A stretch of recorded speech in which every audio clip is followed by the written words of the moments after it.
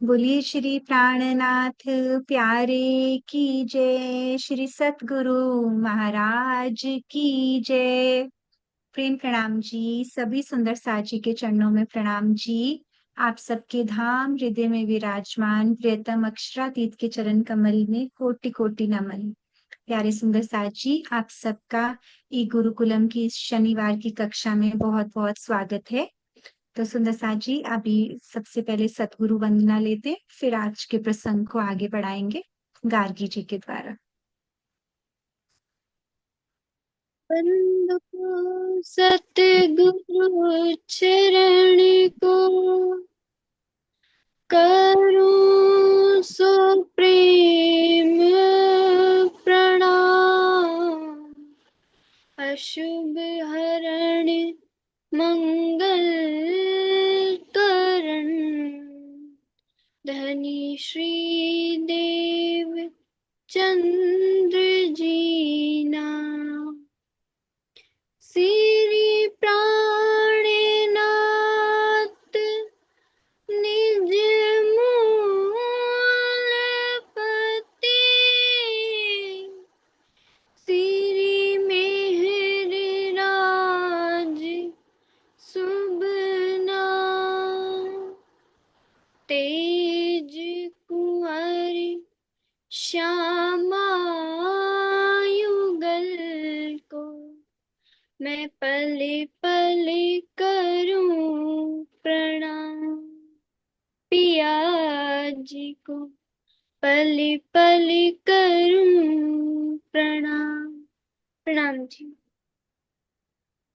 प्रणाम जी, प्रणाम जी। जी सुंदर साथ जी, सुंदर साथ जी, हमारा जैसे कि बहुत सुंदर पिछले कुछ हफ्तों से रिवीजन चल रही है श्री बीतक साहिब की चौपाइयों के द्वारा। तो हमारे युवा सुंदर साथ ने हमें बहुत सुंदरता से वो रिवीजन बीतक की चौपाइयों से की। जहां तक हमने कवर किया था वहां तक चौपाइयां हो गई। तो आज हमने सोचा कि ठट्ठा नगर के प्रसंग के बाद बहुत इम्पोर्टेंट है वो जो चिंतामणि जी के जागृति के समय जो रात को किरंतन उतरा, सुनो रे सत के बंजारे।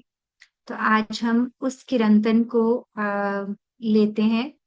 आ, रूबी जी, आप गाएंगे? मेरे को ध्यान नहीं आया, सॉरी, मैं भूल गई आपसे पूछना। आप तैयार हैं? ठीक है। तो पहले हम ये वाणी गायन सुनते हैं रूबी जी के द्वारा, फिर हम आज के प्रसंग में इस किरंतन को चरण बाय चरण बहुत प्यार से वृंदा जी के द्वारा समझेंगे। जी रूबी। प्रणाम जी सुंदर साथ जी, प्रेम प्रणाम जी। प्रणाम जी। सुनो रे सत के सुनो रे सत के बन जा। एक बात कहूँ समझाए, सुनो रे सत के बंजारे। सुनो रे सत के बंजारे।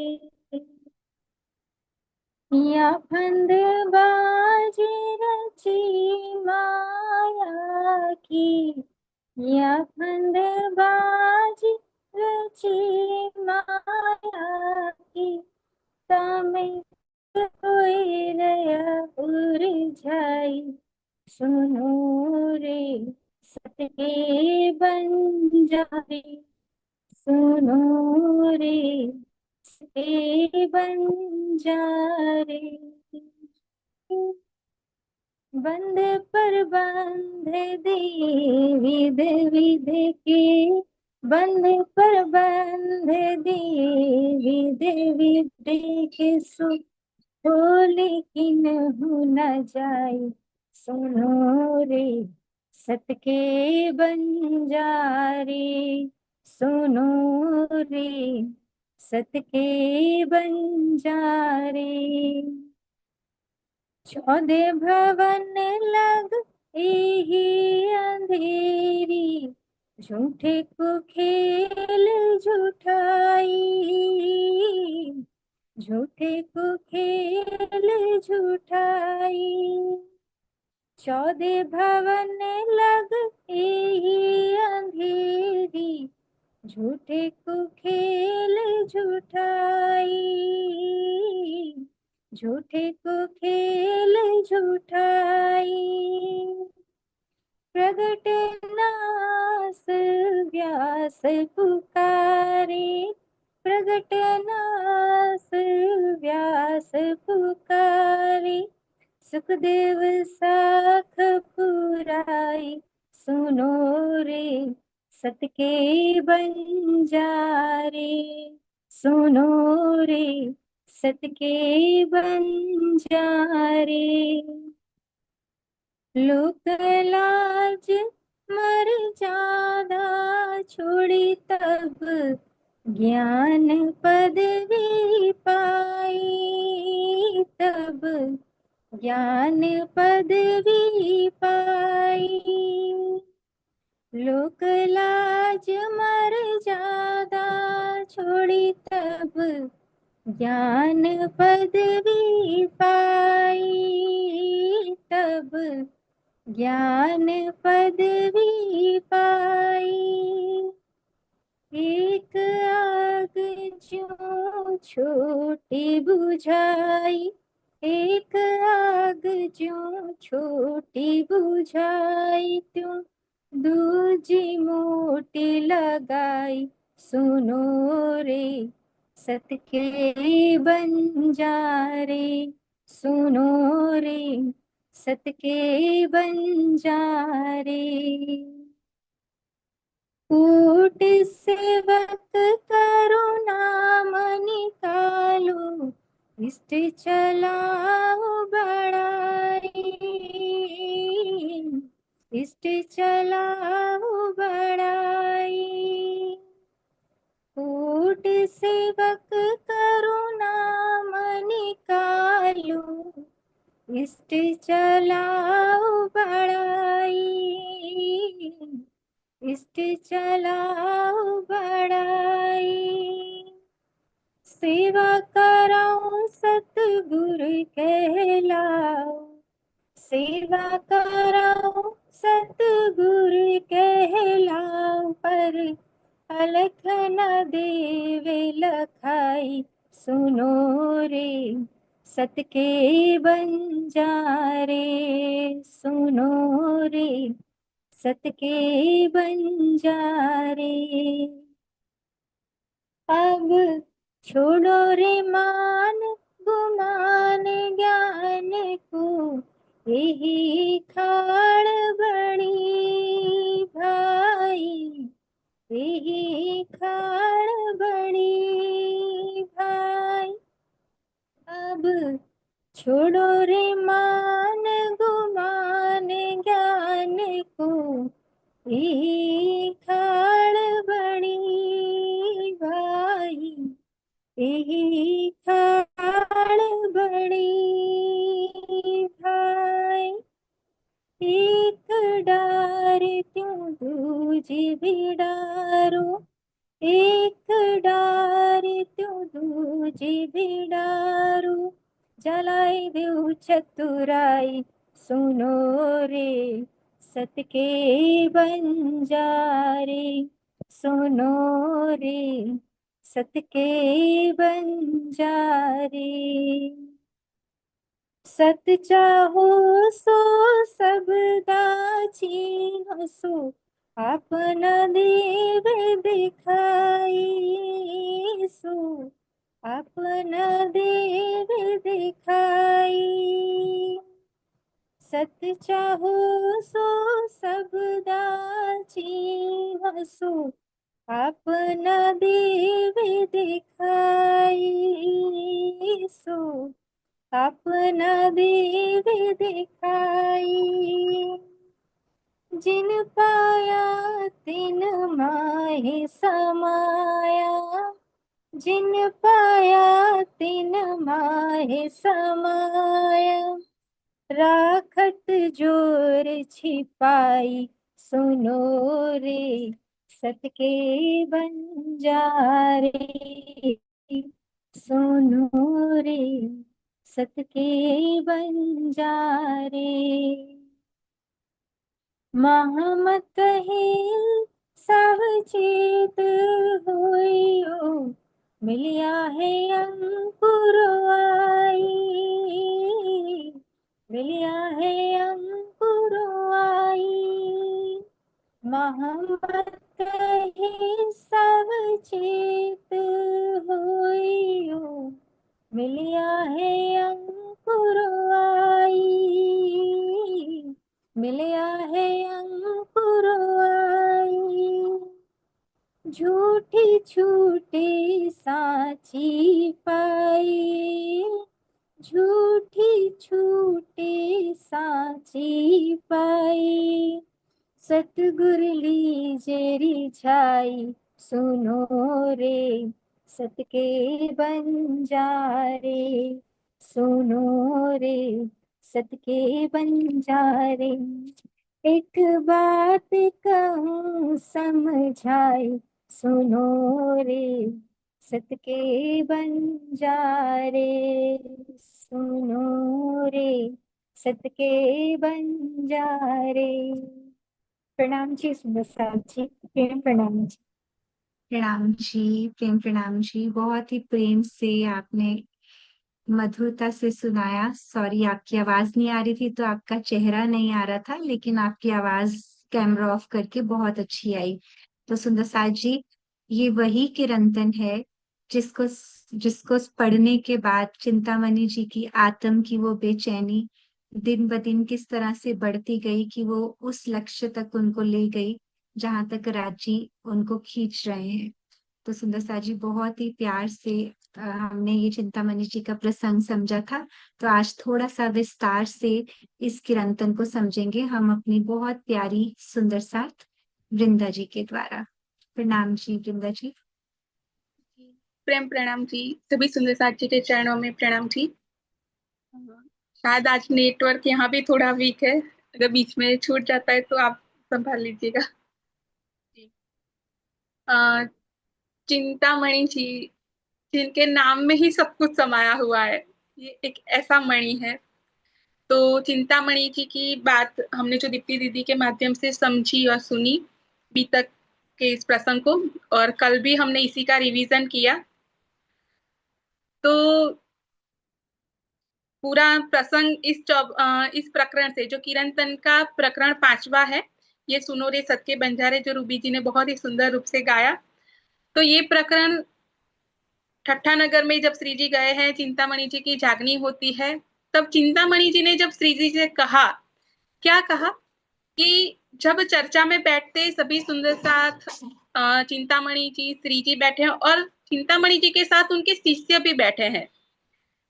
तो जब खंडनी की बातें होती थी तब चिंतामणि जी को लगता था कि ये तो सीधा मुझे ही कहा जा रहा है, और सब भी आसपास के सब समझने लगे थे बात को। तब चिंतामणि जी श्री जी से कहते हैं कि खंडनी भली बात सो देखत साथ सबन, सबके बीच सब साथ देख रहे। तब चिंतामणि छाने कहा, शर्म राखियो बीच मोमिन। तब चिंतामणि जी ने श्री जी से क्या कहा कि श्री जी, और वो भी कैसे, अकेले में श्री जी के साथ अकेले बैठे और श्री जी से कहते हैं कि आप खंडनी कीजिए, पर मेरी थोड़ी सबके सामने शर्म रखिए। सबके सामने, उसमें भी जो मेरे शिष्य है उनके सामने तो मेरी शर्म थोड़ी रखिए। एकांत मोसो कहो, आप जैसा चाहे ऐसा मुझसे एकांत में कह लीजिए, यानी कोई सुन ना रहा हो, बस मैं हूं और आप हो, ऐसे आप मुझे एकांत में जो भी कुछ कहना चाहते हैं कह लीजिए। जानो तैसी खंडनी, जैसी चाहे वैसी, पर मेरे सेवकों में बस सबके सामने थोड़ी मेरी शर्म रखिएगा। राखो जान अपनी, मुझे अपना जानकर मेरी थोड़ी सी शर्म रखिएगा। तब राजी ने भी उनसे वादा कर लिया। क्या कहा? उन्होंने कहा, क्यों ना राखे, कि हाँ भला मैं क्यों आपकी शर्म नहीं रखूंगा, मैं नहीं रखूंगा तो और कौन रखेगा।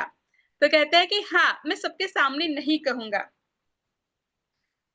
पर मैं कहूंगा, जो कहना है वो जरूरी जो है वो तो कहूंगा।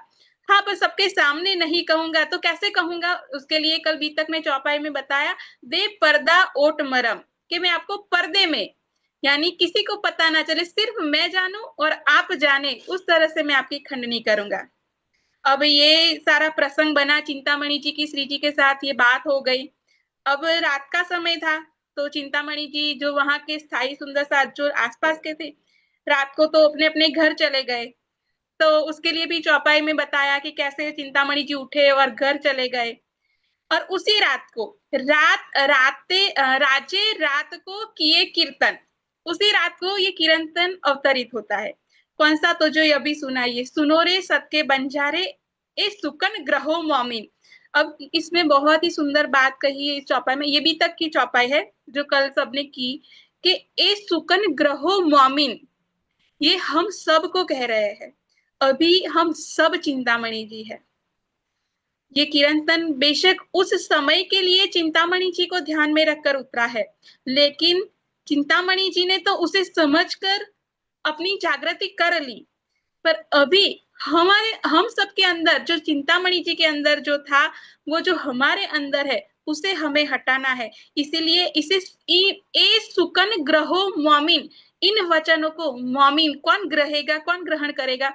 जो मोमिन होगा। तो चिंतामणि जी सच में वो मोमिन थे जिन्होंने उन वचनों को ग्रहण कर लिया। अगर हम नहीं कर रहे तो शायद हम मोमिनों की लाइन से ही बाहर हो जाएंगे। तो इसका अर्थ है अगर हमें मोमिनों की लाइन में रहना है तो इन वचनों को ग्रहण तो करना पड़ेगा जो राज्य कह रहे हैं।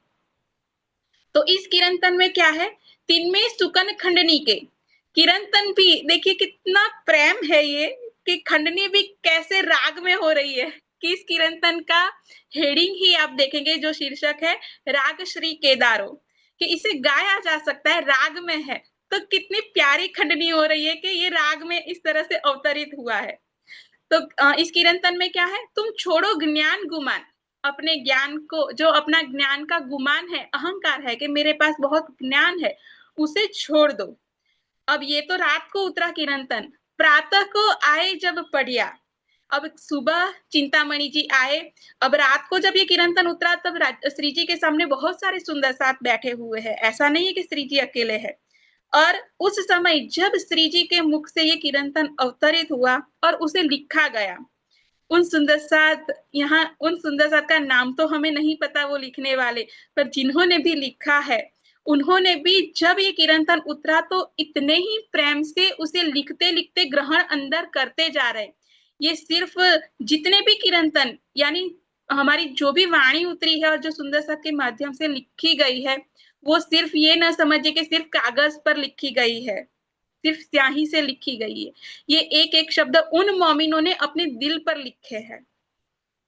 उस समय उनका दिल वो कागज होता था जिसके ऊपर वो लिखते जाते। उनके पास तो डबल रूप से ये अंदर जाती थी। एक तो पहले श्री जी बोलते, यानी उनके मुख से चौपाई अवतरित होती, तो सामने सुंदर साथ सुनते, सुनकर फिर दिल में ग्रहण करते और फिर वो लिखते थे। तो उन्हें तो डबल फायदा था।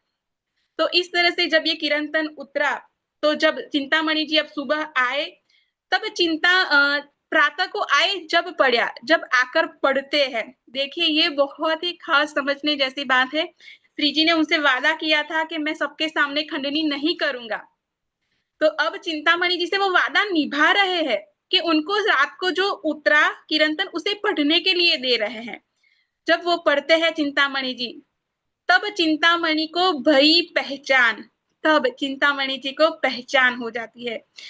तो ये कीर्तन क्या था ऐसा, उसमें क्या बातें थी कि जिससे पहचान हो गई, और किसकी पहचान हो गई ये हमें समझना है। तो सुनो रे सत के बंजारे, इस कीर्तन की शुरुआत की ये हमारी पहली चौपाई में कहते हैं, सुनो रे सत के बंजारे, जो सत्य की राह पर चलने वाले हैं, जो सत्य के व्यापारी है, जो सत्य को लेते और देते हैं, ऐसे सभी को कहते हैं, जिसमें चिंतामणि जी खास है। एक बात कहो समझाई, कि मैं आपको एक बात जो बहुत ही महत्वपूर्ण है उसे समझाता हूं। या फंदबाजी रची माया की, ये संसार है, ये माया है, उसकी ये कैसी है? तो बाजी है एक। और इस बाजी के अंदर क्या है? क्योंकि आगे कहा ना क्या है? सत्य के बंजारे है, ये तो लेन देन है सत्य का। तो ऐसी जो ये बाजी रची है, इसमें तामे सब कोई रहया उलझाए, इसमें तो सब कोई उलझा हुआ है, फंसा हुआ है। बात सत्य की कर रहे हैं लेकिन उलझे किसमें है? तो इस झूठे माया में, संसार में। जिसके कारण उसमें उलझकर उनका सत्य भी सही राह नहीं उसे दे पाता। जैसे कि हम कोई लक्ष्य लेकर निकले हैं कि हमें यहाँ जाना है, लेकिन हमने रास्ता ही गलत पसंद कर लिया तो कैसे पहुंचेंगे? नहीं पहुंच सकते। तो उसी तरह सत्य की राह पर चलने वाले हैं, ये बात जरूर समझिए कि ये संसार जो है, ये माया जो है, उसकी ये बाजी कैसी है, ये फंद में डालने वाली है और उसी के अंदर तामे सब कोई रहा उड़ जाए। कोई इस संसार में ऐसा बाकी नहीं है जो इसमें ना उलझा हो। हर कोई इसके अंदर उलझा हुआ है। आटी आन के फांसी लगाई, वे भी उल्टिए दई उल्टाई। बंद पर बंद दिए विद विद के, तो खोली किन्हू न जाई। अब इसमें जो फंद पड़ा है, ये जो बाजी है, जो रचना हुई है और उसके अंदर जो भी फंद है वो कैसे है, तो आटी आन के फांसी लगाई कि, और वो भी वो लगाने वाला कौन है, तो हम खुद ही है लगाने वाले भी। कोई बाहर से कोई आकर नहीं लगा देता है, हम खुद जाकर उसमें फंस जाते हैं। तो जैसे मकड़ी होती है, कैसे खुद ही अपना जाला मतलब बनाती है और उसी में उलझ जाती है। उसी तरह से कि अपने ही हाथ से हमने ये माया को और ज्यादा उलझा दिया। वैसे वो खुद ही उलझी हुई थी, उस पर से और उलझी और फांसी अपने आप अपने गले में हमने लगा ली है। और इसने क्या किया है, उल्टी दई उल्टाए, उल्टा कर हमें उल्टा उसने लटका रखा है, जिसमें माया के सारे अवगुण जो है उसने इसके ऊपर और ज्यादा, जो हमें बंधन में पड़े थे उन बंधनों को और ज्यादा मजबूत कर दिया। ऐसे इसके अंदर बांध दिया कि सो खोली किन्हू न जाई, किसी से नहीं खोली जाती। हम खुद भी खोलना चाहे तो भी नहीं खुल सकती, और सामने से आकर कोई खोलना चाहे तो भी इतनी ज्यादा आटी लगा दी है कि अब खोली नहीं जाती है। 14 भवन लग यही अंधेरी, 14 भवन, ये संसार जो है, ये जो माया है, पाताल से लेकर वैकुंठ तक, 14 लोक तक, यही अंधेरा इस माया का इसके अंदर है। कहीं पर भी आपको उजाला नहीं दिखता है। झूठे को खेल जुठाई। अब जो संसार के लोग हैं, संसार के जिनकी उत्पत्ति ही इस 14 भवन के अंदर, इसी के जो जीव है, क्योंकि वैकुंठ तक बोला है तो वैकुंठ यानी ब्रह्मा विष्णु महेश, और विष्णु के ही अंश सारे जीव है। तो जहां की उत्पत्ति है वहीं के इस झूठे खेल में झूठ ही उनको अच्छा लगता है, उनका सत्य के साथ कोई लेन देन नहीं है। और हमारे पहले चरण में क्या कहा, सुनो रे सत्य के बंजारे। हम सब कौन है, सत्य के बंजारे हैं। बाकी संसार कहाँ लगा हुआ है, झूठ के खेल में झूठ के जीव लगे हुए हैं।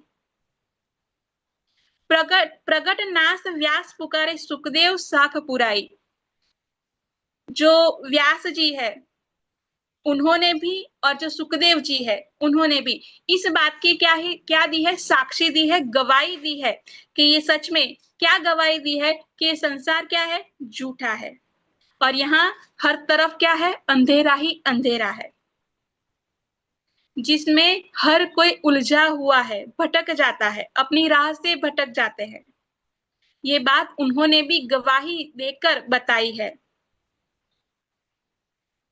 लोक लाज मर्यादा छोड़ी तब ज्ञान पदवी पाई, एक आग जो छोटी बुझाई त्यो दूजी मोटी लगाई।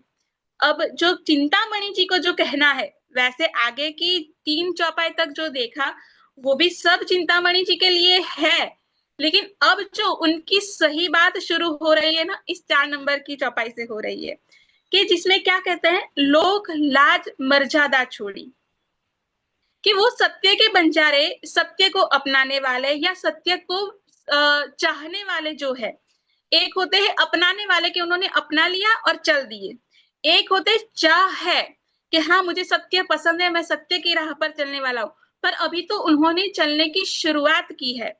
तो ऐसे हर किसी से कह रहे हैं, और उसमें चिंतामणि जी के उस टाइम यही चौपाई सबसे ज्यादा कह रहे हैं कि लोक लाज मर्यादा छोड़ी।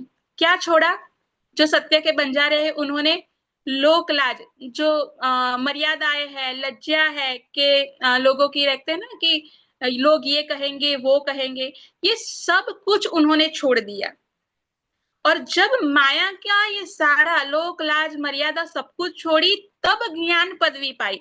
तो उन्होंने क्या पाया? एक बहुत ही ऊंची ज्ञान की पदवी पाई कि वो संसारी गृहस्थी जीवन को छोड़कर, संसार के जो भी कार्य है वो छोड़कर एक अलग संन्यास जैसे कहते हैं या वैराग्य की राह कहते हैं, उस पर चल पड़े। तो ये राह बहुत संसार की दृष्टि से देखे तो ये राह सब उन्हें ऊंची मानते हैं। तो ऐसी ऊंची राह को उन्होंने अपना लिया।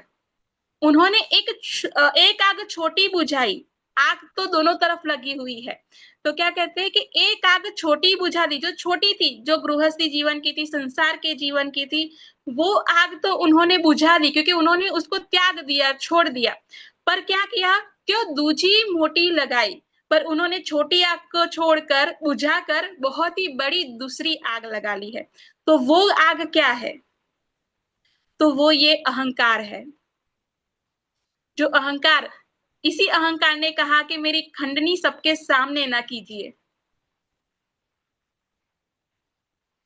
तो ये छोटी आग तो बुझ गई संसार को छोड़कर, लेकिन जिस पदवी को पाया, उस पदवी की, उस स्थान की, उस जगह की, और जो उपाधि मिली है उसकी आग इतनी बड़ी लगा ली कि ऐसी लगा ली कि सत्य को पकड़ने के बाद भी सत्य की राह से क्या हो गए? भटक गए। इसीलिए इसको मोटी आग कहा है। सच, क्योंकि ये आग दिखती नहीं है, ये अंदर होती है। जो संसार वाली आग थी, जो छोटी आग थी, वो तो संसार की थी, बाहर की ही, कि घर परिवार है, बच्चे हैं, संसार है, ये सबको पकड़ के रखते हैं। तो लगता है, सब देखते हैं कि हाँ देखिए इनका घर परिवार ये सब कुछ फैला हुआ है। पर जो अंदर की आग है ना, वो बुझनी जरूरी है।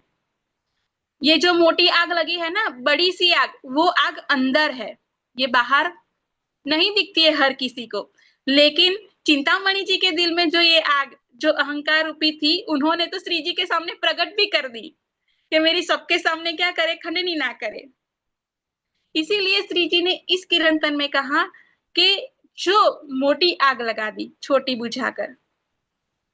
फिर आगे कहते हैं, कोट सेवक करो नाम निकालो, इष्ट चलाओ बड़ाई, सेवा कराओ सतगुरु कहलाओ, पर अलख न देवे लखाई।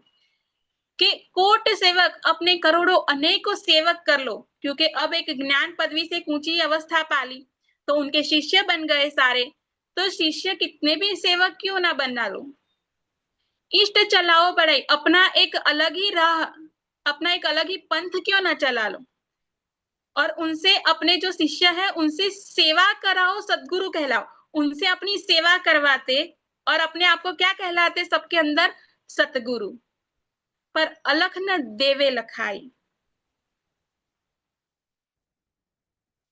पर वो जो अलख है, जो राह सच वाली है, वो नहीं समझ सकते हैं, वो नहीं लिखी जा सकती है। अपने आप को सतगुरु कहलाओ, ये शब्द, यही सबसे ज्यादा चिंतामणि जी के दिल पर चोट करने वाले हैं। क्योंकि उन्होंने ही कहा था ना, क्या कहा उन्होंने कि शर्म राखियो बीच मोमिन, के मेरे बीच, मेरे सेवकों के बीच में, शिष्यों के बीच में और सुंदर साहब के बीच में मेरी शर्म रखिएगा आप। तो इसीलिए श्री जी कह रहे हैं कि कोट सेवक करो, क्यों ना हजारों सेवक कर लो, करोड़ों कर लो, और अपनी सेवा भी तुमने आज तक बहुत करवाई और करवा भी लो, और सदगुरु भी अपने आप को कहलाओ। पर इसका कोई फायदा नहीं है, क्योंकि ये आग ही सबसे बड़ी आग है। और इस आग की सबसे बड़ी बात यह है कि हमारे अंदर ये आग लगी होती है ना, उसका हमें भी नहीं पता होता कि मेरे अंदर इतनी बड़ी आग लगी है। ये कितनी बड़ी बात है। चिंतामणि जी के अंदर ये आग बड़ी लगी है, पर उन्हें खुद नहीं पता है कि मेरे अंदर इतनी बड़ी आग लगी है। ये तो श्री जी उनको बता रहे हैं कि आपने छोटी आग बुझाई पर दूसरी मोटी आग लगा दी है, बहुत बड़ी आग लगा दी है। और जब चिंतामणि जी ये पढ़ते हैं, ये वचन उनके दिल में सच में इतना उन्हें घायल कर जाते हैं। हमारे सामने तो अभी स्क्रीन पर शेयर किया हुआ है, तो हमारे सामने तो टीका भी है, इसके अर्थ भी है। चिंतामणि जी जब ये प्रकरण पढ़ रहे थे, जब उनके हाथ में था, तब उनके पास ऐसी टीका नहीं थी।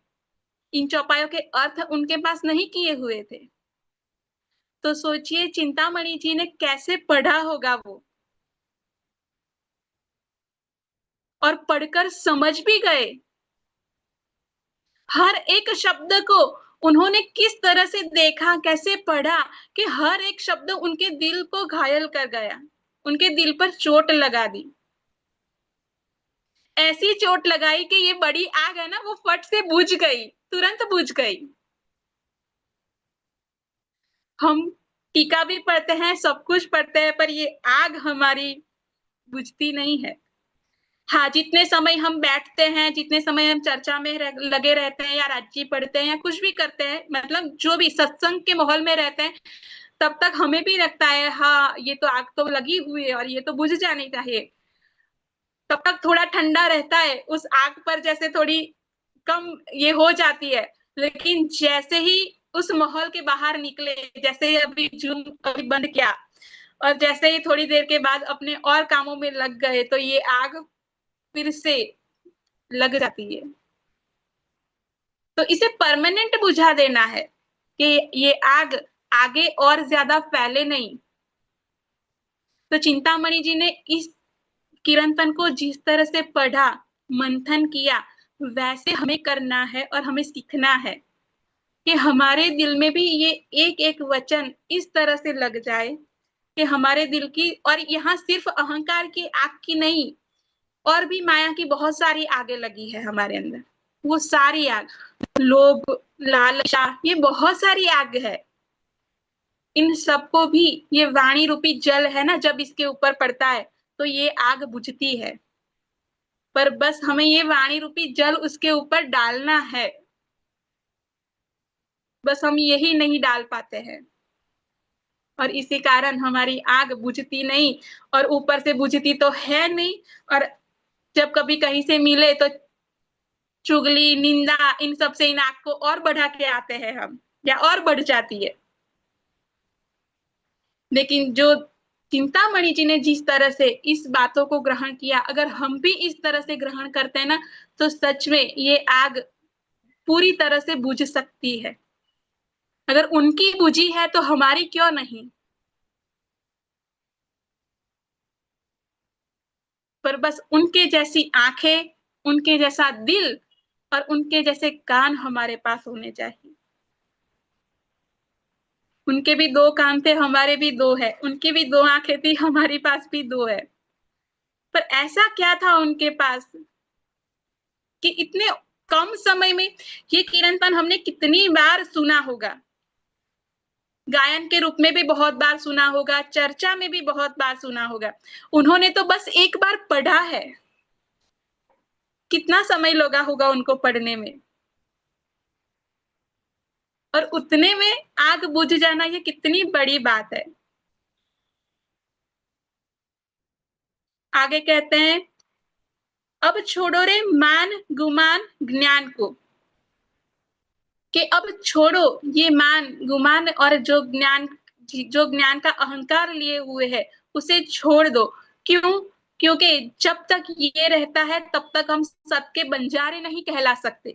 जो सत के बंजारे हैं उनके पास ये गुमान नहीं होता है, और यही खाड़ बड़ी भाई, यही सबसे बड़ी खाई है।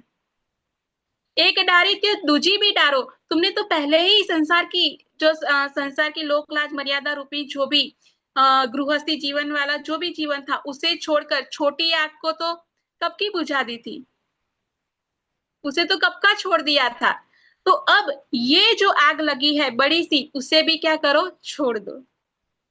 और जो ये चतुराई है, जलाए देवो चतुराई, अहंकार की सबसे बड़ी बात ही यही है कि वो हमें चतुराई करना सिखा देता है। अहंकार और चतुराई दोनों जैसे एक साथ जुड़े हुए ही है।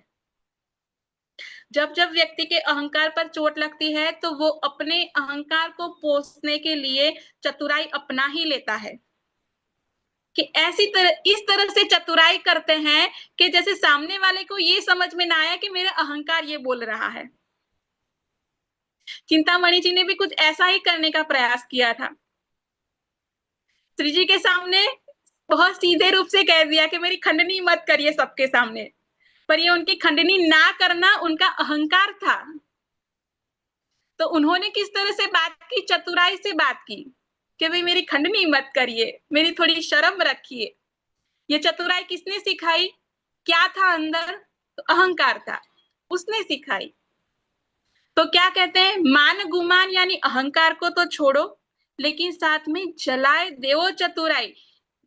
जो छोटी आग है उसे बुझाई, बड़ी आग को बुझाओ और उस आग के साथ जो चतुराई है उसे भी जला दो, यानी उसे भी बुझा दो।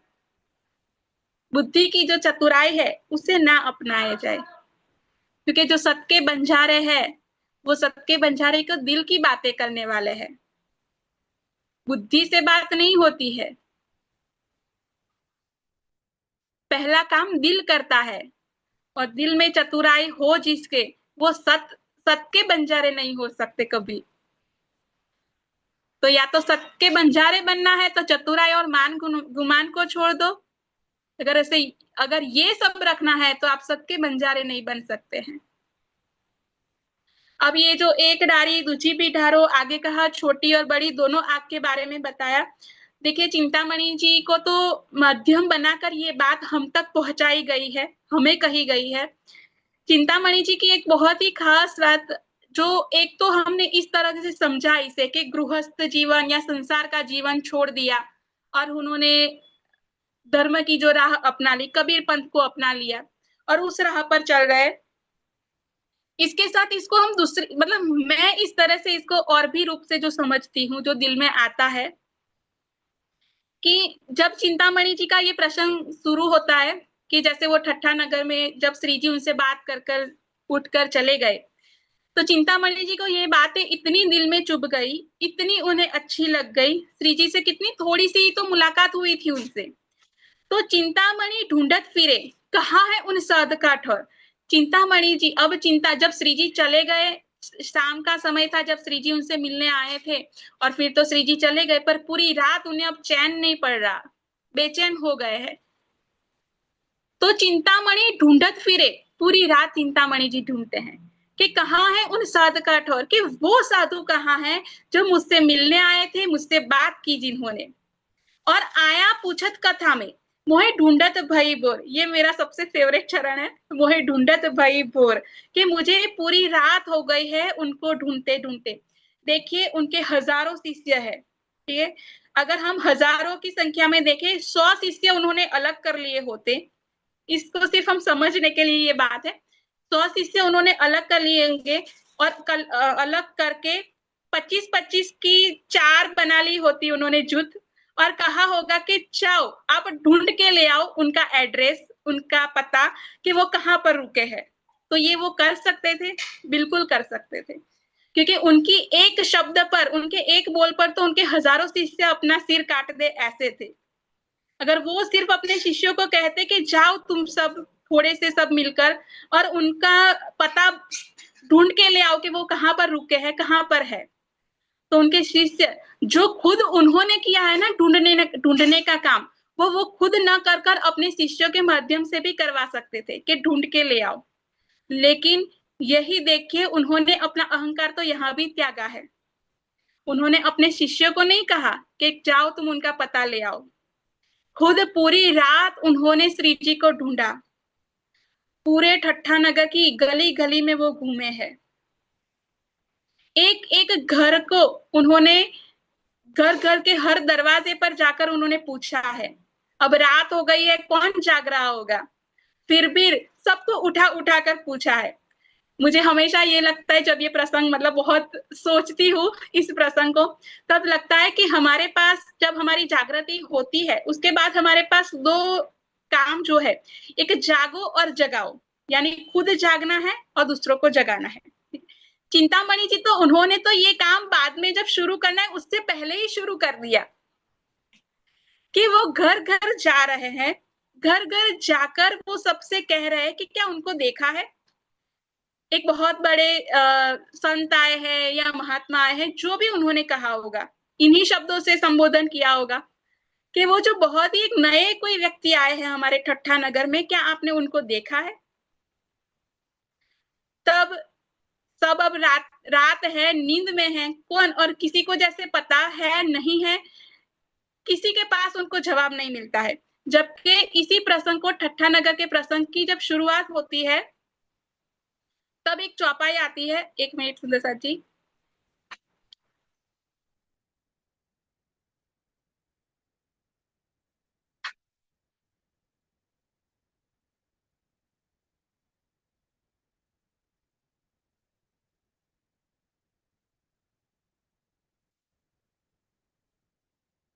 हाँ, जब श्री जी जब पहली बार ठट्ठा नगर में आए और जब चर्चा का ये माहौल शुरू होता है, तब क्या कहा था उस समय पे 9 नंबर की चौपाई में कहा था, इन समय लोग आवत चर्चा सुनने को, शोर पड़ा शहर में इस साध आया ठट्ठे मुंह। क्या कहा कि इस समय लोग आवत, श्री जी को देखने के लिए, उनकी चर्चा सुनने के लिए लोग आने लगे। शोर पड़ा शहर में, ठट्ठा नगर शहर में ये शोर पड़ गया था कि ठट्ठा नगर में एक बहुत ही बड़े संत आए हैं। एक साध आया ठट्ठे में, एक साधु ठट्ठा नगर में आए हैं। जो कोई साध ए सुने, सो करने आवे दीदार। जो भी इस बात को किसी के माध्यम से सुनते कि कोई आया है ठट्ठा नगर में, तो ये बात सुनकर, यानी किसी के माध्यम से सुनी और सुनकर वो लोग दीदार के लिए आने लगे।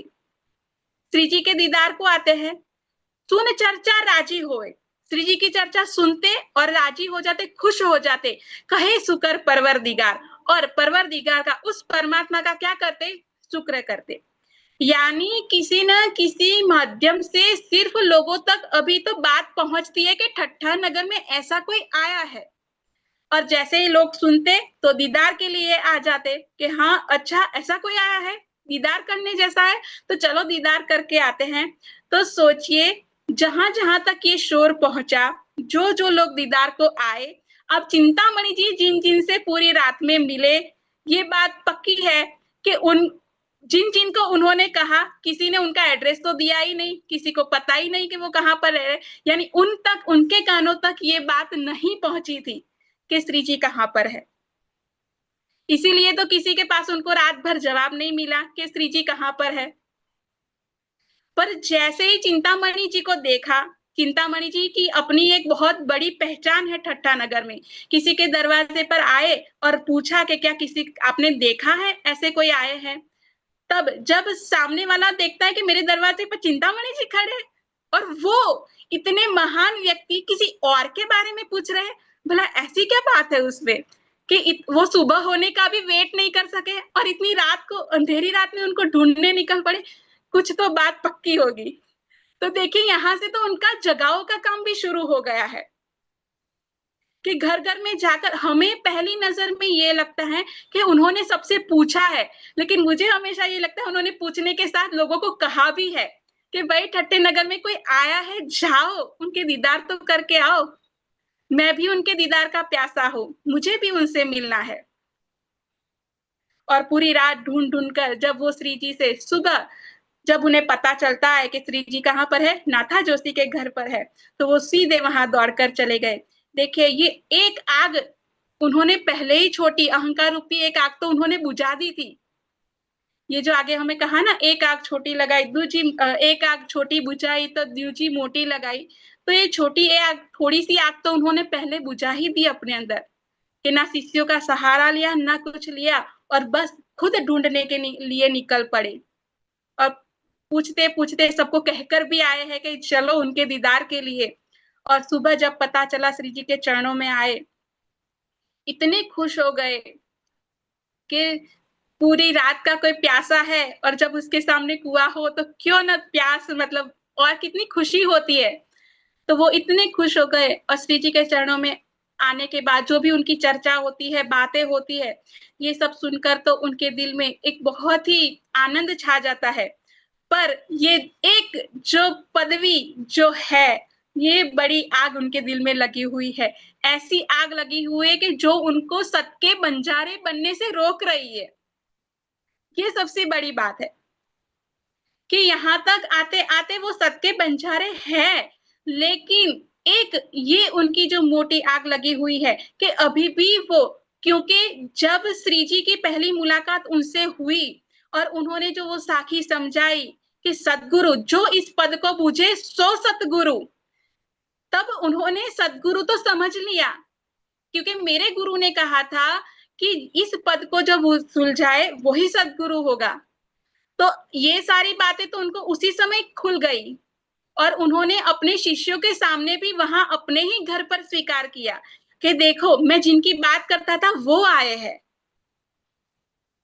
लेकिन खुद ही की बात से, खुद ही की समझ से वो भटक गए।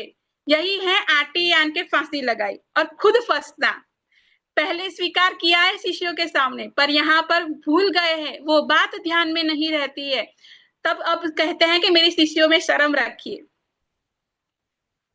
और ये बात जब बोली जाती है ना कि शर्म राखो सेवकों में, ये जो चरण है ना, ये इतना सा चरण इतनी सारी बातें बताता है कि सिर्फ उन्होंने ये शब्द नहीं बोले कि मेरे सेवकों में शर्म रखो। ये शब्द बोलने के साथ साथ उनका अहंकार है कि मैं कुछ उनसे बड़ा हूं, यानी मेरा कुछ अस्तित्व है, मैं कोई गुरु हूं। यहाँ ये अपने आप को सदगुरु नहीं कहला रहे, पर भाव तो यही है। पर क्या कहना चाहते कि मैं कुछ हूं, मेरा कोई अस्तित्व है लोगों के सामने बहुत बड़ा, उसको आप ऐसे सबके सामने खंडनी ना कीजिए। तब धनी यही समझाना उन्हें चाहते हैं कि ये जो आपको लगती है कि ये छोटी आग, लेकिन ये कितनी बड़ी आग है, उसको भी बुझा दीजिए। और ये आग सच में जब वो ये कीर्तन पढ़ते हैं कि जिसमें कहा ना, कोट सेवा करो नाम निकालो, इष्ट चलाओ बढ़ाई, सेवा कराओ सदगुरु कहलाओ, अपने आप को सदगुरु कहला लो और अपने इतने सारे सेवक है करोड़ों ये मान लो, पर अलख न देवे लखाई। पर इस बात को कोई आज तक सच में समझ नहीं पाया। पर अब आपके पास तो सब कुछ खुला हुआ है, आप क्यों इस बात को नहीं समझ रहे? अब छोड़ो रे मान गुमान ज्ञान को, अपने मान को, गुमान को, ज्ञान को, सब कुछ को क्या करो, छोड़ दीजिए। यही खाड़ बड़ी भाई, ये बहुत बड़ी खाई है, इतनी गहरी खाई है, इतना बड़ा ये दलदल है। अगर इसमें फंस गए तो बाहर निकलना बहुत ही मुश्किल होता है। ऐसा नहीं है कि बाहर नहीं निकल पाए, लेकिन उसमें गिर जाने के बाद निकलना बड़ा मुश्किल होता है।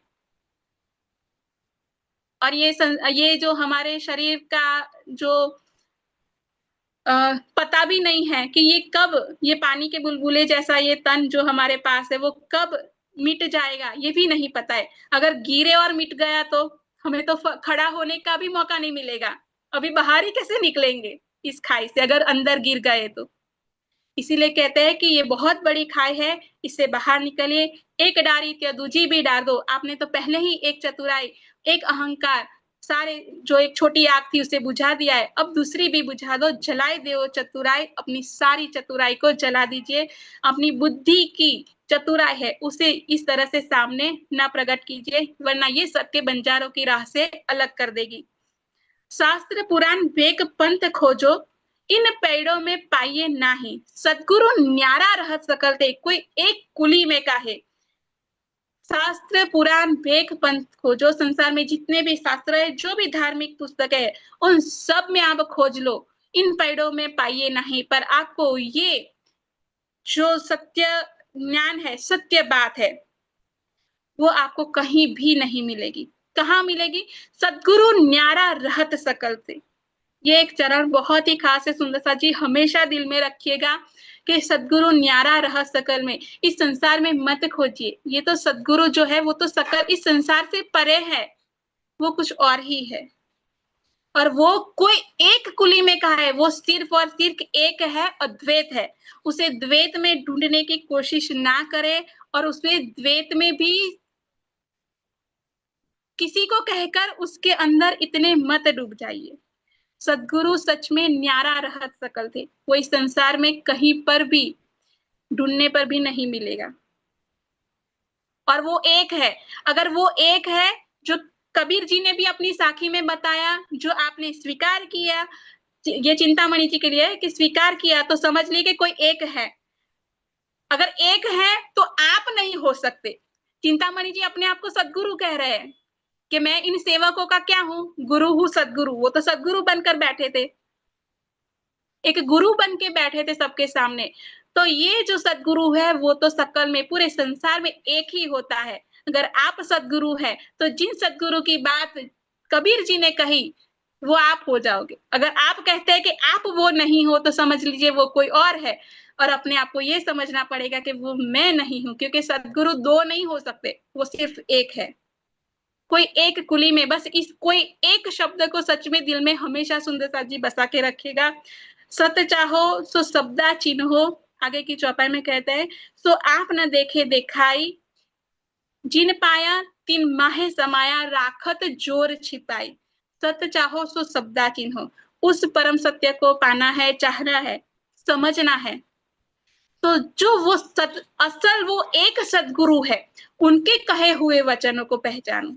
वो जो कहते हैं उसे समझो, उन्होंने जो कहा है उसे ग्रहण करो, क्योंकि जिन पाया तिन माहे समाया, उनके ही वचनों के माध्यम से उनकी पहचान होती है।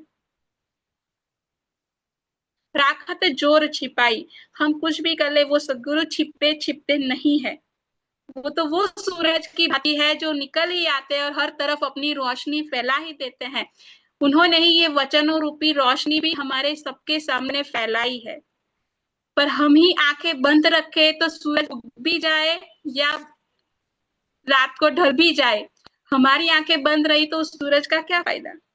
इसी बात को वाणी में एक और चौपाई में कहते हैं कि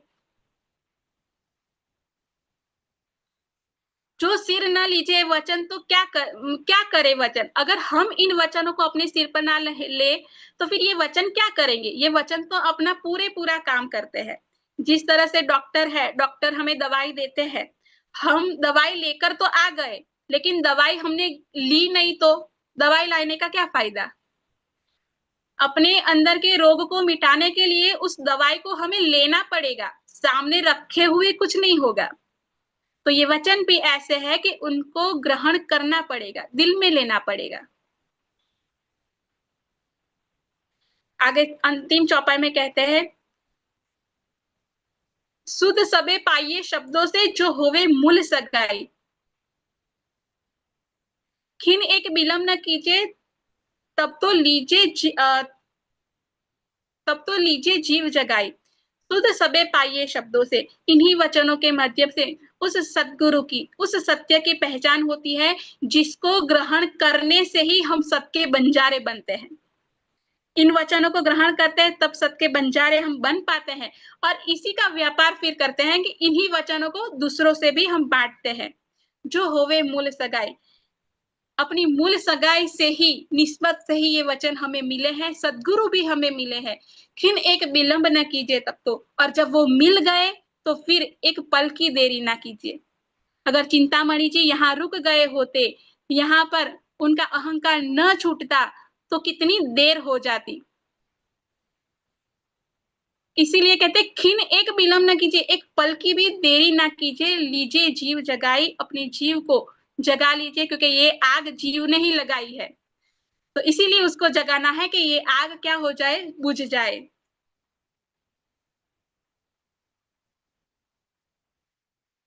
पर मनुआ दिए बिन हाथ न आवे, सबकी बड़ी ठकुराई, और उपाया को कोई नाहे जिन देवे आप बढ़ाई। पर मनुआ दिए बिन, मन को दिए बिना ये सत्य हाथ में नहीं आ सकता है। सत्य की बड़ी ठकुराई, और सत्य जो है उसकी तो बहुत बड़ी ठकुराई है।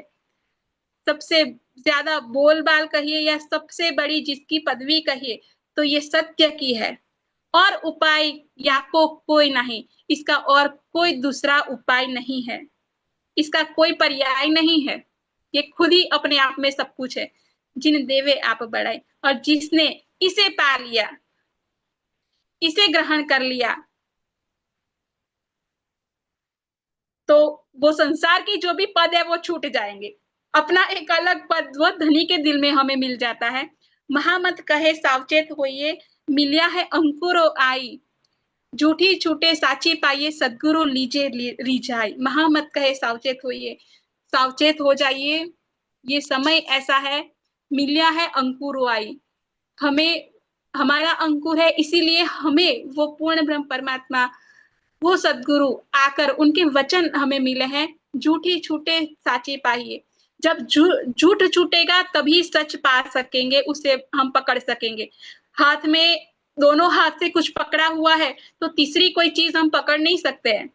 तो उसे पकड़ने के लिए क्या करना पड़ेगा? जो पहले हाथ में है बंधा हुआ उसे छोड़ना पड़ेगा। जब उसे छोड़ेंगे तब तो जो सामने है उसे पा सकेंगे। इसीलिए वाणी में कहा है, माया ली छौपाई अभी याद नहीं आ रही, पर दो पाइए ना एक ठोर। या तो माया लीजिए, या मतलब संसार ले लीजिए, या धनी को ले लीजिए। दो पाइए ना एक ठोर, के दोनों एक साथ कभी नहीं पाए जा सकते, एक साथ हम नहीं ले सकते। तो झूठी छूटे साची पाए, जब झूठ छूटेगा तब हम सत्य को पाएंगे। और अगर हमने सत्य को पा लिया, ले लिया, तो झूठ अपने आप छूट भी जाएगा। सतगुरु लीजिए लीजाए। इन सब से कौन रिझता है? तो वो सतगुरु रिझता है, वो पूर्ण ब्रह्म, वो अक्षरातीत रिझते हैं। कब रिझाए, कैसे रिझाए? तो चिंतामणि जी ने ये करके दिखाया। जो आग लगी थी उसे बुझाया, सदगुरु के वचनों को ग्रहण किया, एक एक वचन ग्रहण करके दिल में बसाया, और जो बसाया उसी के माध्यम से उन्होंने सदगुरु लीजे रिझाए, सदगुरु को रिझा लिया। इसीलिए आगे जो ये प्रकरण जो कल मंथन किया उसमें कहा कि जब चिंतामणि जी ने कहा ना, अब मारो काले कुत्ते को, लाठी सिर ऊपर, सेवक आगे तब कहा मैं खाली कछु न खबर। कि उन्होंने सेवकों के सामने, जिन सेवकों के सामने उन्होंने लाज रखने को कहा था, अब उसी सेवकों के सामने वो कहते हैं मैं खाली कछु न खबर, कि मैं तो खाली हूं, मुझे कुछ भी खबर नहीं है। मेरे अंदर कुछ भी, जो ज्ञान आपको आज तक लगा वो भी मेरे अंदर कुछ भी नहीं है। इसी देखिए, ये जब इन्हीं सेवकों के सामने उनको बड़ाई चाहिए थी कि उनकी खंडनी ना हो, अब उन्हीं सेवकों के सामने कहते हैं कि मैं तो खाली हूं, मेरे पास कुछ भी नहीं है। तब श्री जी ये सराहिया, तब श्री जी ने उनको सराहा और क्या कहा, शाबाश चिंतामणि, कि आपको शाबाश है। तो ये शाबाश कब मिला? जब उन्होंने सदगुरु को रिझाया। और रिझाया कैसे? तो उन्होंने इन वचनों को ग्रहण किया, ग्रहण कर कर उसे स्वीकार किया, और स्वीकार करने के बाद उन्होंने उन वचनों पर चलना उसी क्षण से शुरू कर दिया। वेट नहीं किया, हाँ ठीक है सुन लिए, समझ लिया, मैं कल से चलूंगा। उसी पल उन्होंने सबके सामने कह दिया कि मारो काले कुत्ते को, कि मेरे अहंकार रूपी काले कुत्ते को मारिए, मेरे सिर पर इन वचनों रूपी लाठी मारकर। और सबके सामने कह दिया, स्वीकार कर लिया कि मैं खाली कछु न खबर। तब श्री जी ने सराया, तब श्री जी ने उन्हें सराहा, बहुत श्री जी रीझ गए, खुश हो गए। बस हमें भी धनी को इसी तरह रिझाना है। बहुत सारे हम ऐसा सोचते हैं कई बार कि श्री जी को हम ये कर, मतलब राज्य के लिए अच्छे वस्त्र ले आए, वगा ले आए, ये कर ले, मतलब जो भी कुछ भी अच्छा लगता है कि इन सब से हम राज्य को रिझा ले। धनी इन सब से नहीं, धनी इन प्रेम से, भाव से रिझते हैं। और जब धनी रिझते हैं ना तो शाबाश जरूर कहते हैं। हमें सबके सामने शाबाशी नहीं चाहिए कि लोग हमें सबके सामने कहें, बस धनी, जो चिंतामणि जी ने कहा ना, एकांत कहो मोह से, हमें ये शाबाशी एकांत में लेनी है राज्य के साथ। कैसे ले सकते हैं? तो उसकी भी बहुत सारी बातें हैं जो आप आगे भी, जब ये अभी तक चलती जाएगी, उस तरह से समझ में आता जाएगा कि धनी से शाबाशी एकांत में कैसे ली जाती है। पाई ते निस्बत, सच में ये निस्बत चिंतामणि जी ने पाई है। चिंतामणि जी के इस प्रसंग के माध्यम से हम भी हमारी निस्बत को पाए, इस सुकन मोमिन। और यही मोमिनों की पहचान है कि मोमिन कैसे होते हैं। तो मोमिन ऐसे होते हैं, ऐसे सबके बंजारे होते हैं जैसे चिंतामणि जी है। अगर हम भी मोमिन है, हमें भी इसी राह पर चलना है। अगर हम अपने आप को सबके बंजारों में देखना चाहते हैं तो जो जो हमें इस प्रकरण में कहा उसे अपनाए, ग्रहण करें और उसकी राह पर चल पड़े। तो सभी सुंदर साथ जी के चरणों में प्रेम प्रणाम थी।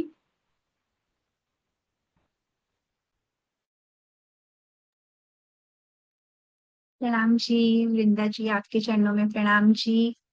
जी सुंदर साथ जी, देखा किस प्रकार से, कितनी गहराई से हमने समझा कि सत के बंजारे कौन होते हैं। हमारे चिंतामणि जी जैसे होते हैं, जिन्होंने एक खिन का भी विलंब ना करते हुए जागो और जगाओ का कौल निभाया। तो ऐसे कुछ ही रूहें हैं परम धाम के ब्रह्म मुनि, जिनका अभी तक साहिब में नाम आया है। तो उनके ही नक्शे कदम पर चलने के लिए हमें प्रेरित किया जाता है। हमें सावचेत होने का संदेश देते हुए ये बीतक की वाणी हमें हर पल यही पुकारती है कि अपनी मूल निस्बत जानकर, राज्य से हमारी जो मूल निस्बत है उसको ध्यान में रखते हुए हमें क्या करना है, बस एक ही शर्त, मनुआ देना है। बस अपना मन देना है, अपना दिल देना है राज्य को, और उनके बताए हुए रास्ते पर चलना है, तो हमें भी शाबाशी मिल सकती है। तो बहुत ही सुंदरता से आज वृंदा जी ने इस प्रसंग का वर्णन किया। तो किसी भी सुंदर साथ जी का आज के प्रसंग में से कोई डाउट है या कुछ कहना चाहते हो, कोई भाव है, तो आप शेयर कर सकते हैं सुंदर साथ जी। जी लक्ष्य। प्रणाम। राम जी।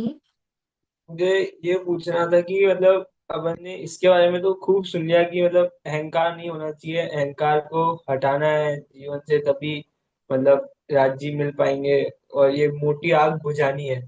लेकिन अब मेरे को ये पूछना है कि मतलब ऐसे क्या कोई एग्जाम्पल या फिर मतलब कौन से ऐसे तरीके बताओ कि मतलब हम लाइफ में इम्प्लीमेंट, अब सुन तो लिया, वही बोला ना कि सुनने से कुछ नहीं होगा, वो चौपाई को इम्प्लीमेंट ही, मतलब वो दवाई सामने पड़ी तो उसको लेना पड़ेगा, अभी बोला था दीदी ने। तो बस ऐसे कोई वेज बता दो कि हम डेली लाइफ में उसको इम्प्लीमेंट कर सके, तो हाँ पता चले। क्योंकि अहंकार तो मतलब वही है ना कि ज्ञान आता है तो अहंकार भी साथ में आता ही है ऐसे।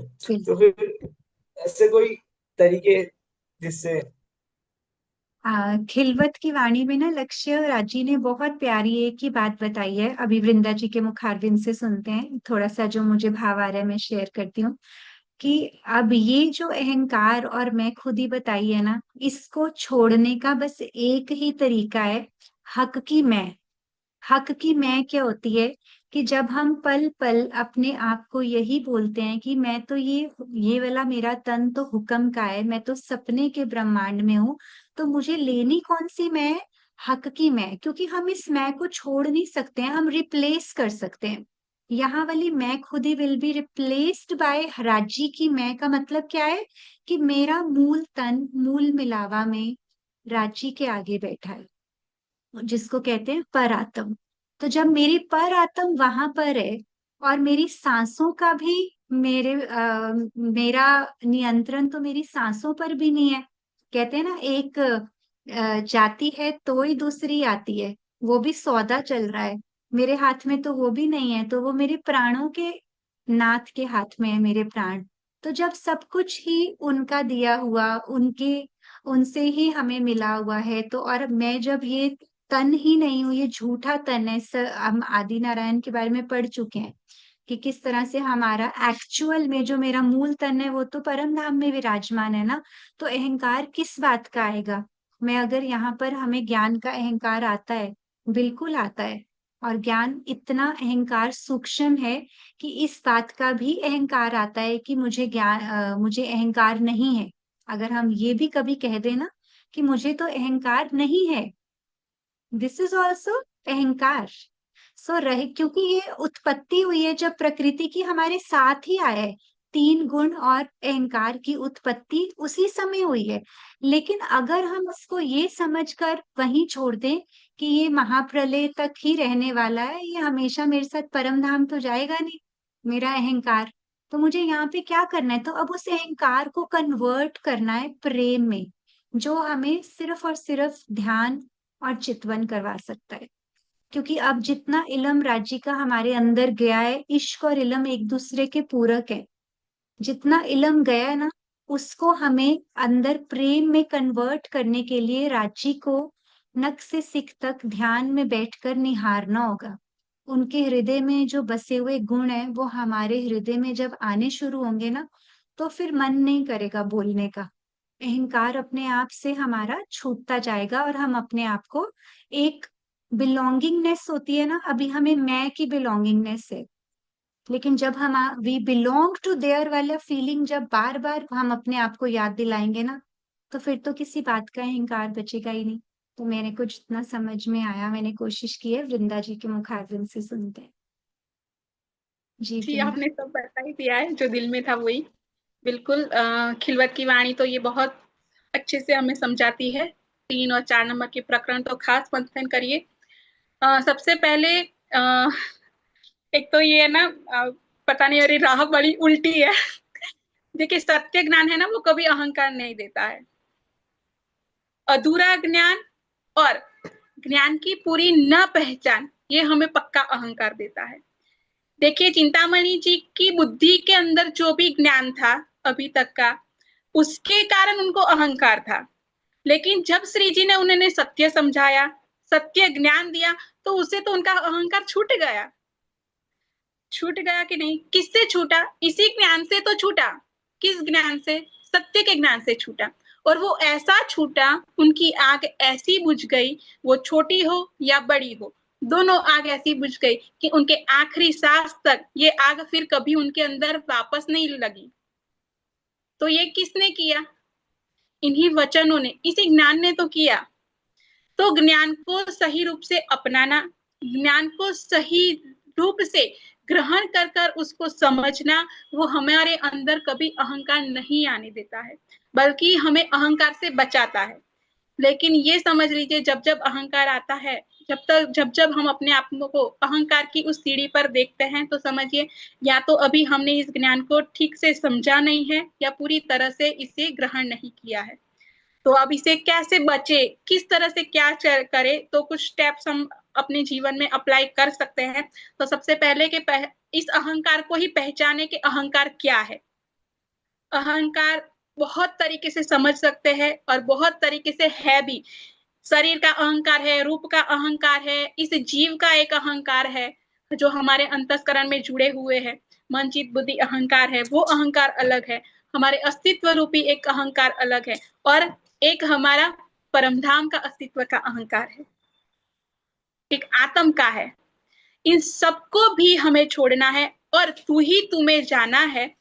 लेकिन सबसे पहले हमें जीव रूपी, शरीर रूपी जो अहंकार है ना, उसको छोड़ने की प्रैक्टिस सबसे पहले करनी होगी।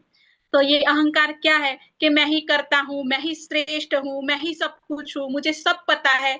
आजकल के युवा जो होते हैं, आप सबकी बात नहीं कर रही हूँ, पर जो नॉर्मली, जैसे मैं कॉलेज में भी हमारे यहाँ देखती हूँ, जो स्टूडेंट्स रहते हैं, तो सबको जब भी कोई टीचर कुछ कहते हैं तो उनके लगता है हाँ हमें सब कुछ पता है। आपको ये सब बातें हमें कहने की आवश्यकता नहीं है, जरूरत नहीं है, क्योंकि हमें सब पता है, सब आता है। ये अहंकार है कि हाँ हमें सब पता है, सब पता है, सब आता है। अब हम बड़े हो गए, हमें सब कुछ समझ आता है।